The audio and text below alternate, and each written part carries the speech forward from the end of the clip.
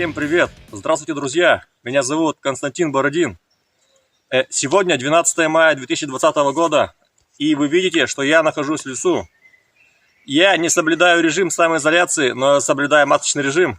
Это очень важно. Сегодня я вам расскажу об одной очень замечательной штуке. Вот. Это вот такая газовая зажигалка. Если вы идете пешком, то можно ее взять с собой, а большой тяжести не имеет. Вот это газовый баллончик, газ, видите? Убираем крышечку. Вставляем сюда вот эту штуку. И все. Теперь сейчас включу, и можно разжигать костры в любую погоду. Сырые костры, при ветре, вот, при морозе и так далее. Поворачиваю против часовой стрелочки и нажимаю на курок. Вот. Огонь видно? Вот таким образом разжигать можно любые костры. Сейчас все загорит.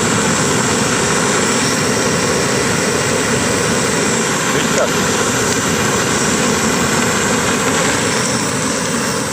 Вообще без проблем. Без сухого горючего и спичек.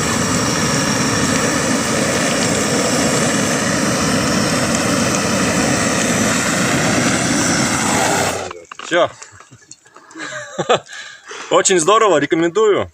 Очень штука нужная, полезная. Вот. И порой даже незаменимая. До новых встреч.